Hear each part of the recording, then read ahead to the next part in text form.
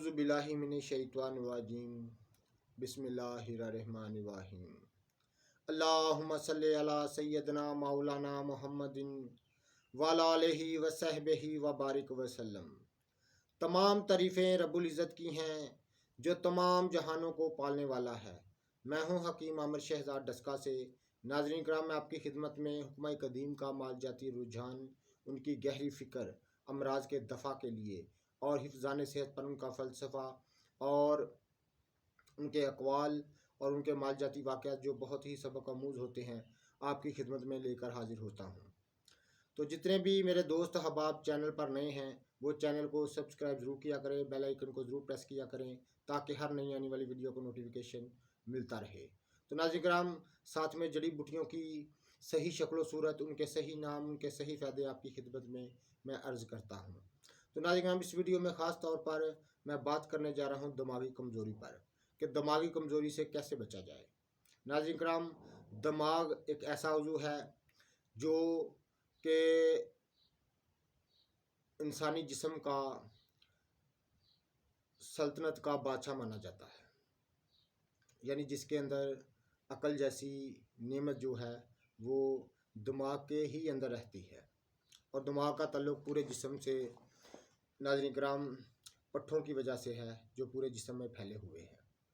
تو ناظرین کرام، دماغی کمزوری ایک ایسی مرض ہے کہ اگر دماغ میں ذرا سی بھی کمزوری آ جائے تو بہت سے امراض لاحق ہوتے ہیں، جیسے فالج، راشا، لقوا، اعصابی کمزوری اور نسیان، بھول جانے کی عادت، اور بہت سی جو امراض ہیں وہ لاحق ہو جاتی ہیں۔ تو ناظرین کرام، میرا موضوع یہ ہے، میری صرف عرض یہ ہے کہ دماغی کمزوری سے کیسے بچا جائے۔ حکمہ قدیم کی گہری فکر کے تحت میں آپ کی خدمت میں عرض کرنے جا رہا ہوں۔ تو ناظرین کرام، حکمہ قدیم فرماتے ہیں کہ جو دماغ کو کمزور کرنے والی عادتیں ہیں، وہ سب سے بڑی عادت جو ہے وہ کثرت جمع ہے، یعنی جمع کا کثرت سے کرنا دماغ کو کمزور کر دیتا ہے۔ معدے کا دیر تک خراب رہنا، یعنی معدے کا دیر تک اس میں تیزابیت رہنا یا اس معدے کی کمزوری رہنا بھی دماغ کو کمزور کر دیتا ہے۔ تو ناظرین کرام، ان چیزوں کا اگر معدے میں ذرا سی بھی کمزوری آئے یا کوئی نقص آئے تو اس کو فوری دور کرنا چاہیے، اور کثرت جمع سے بچنا چاہیے۔ کثرت جمع سے بہت جلد دماغ کو کمزور کر دیتا ہے، اور خاص طور پر جو لوگ ناظرین کرام صبح خالی پیٹ اٹھ کر سرد پانی پیتے ہیں وہ بھی بہت جلد دماغ کو کمزور کر دیتا ہے۔ صبح اٹھ کر خالی پیٹ سرد پانی نہیں پینا چاہیے کیونکہ معدہ کمزور نہ ہو۔ تو ناظرین کرام، حکمہ قدیم فرماتے ہیں کہ مگر بادام اور مرچ سیاہ کو دماغ کے لیے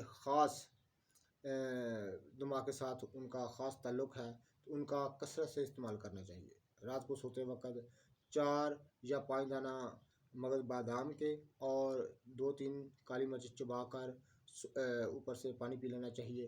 تو یہ ایسی عادت ہے کہ یہ دماغ کو ہمیشہ تندرست رکھتا ہے۔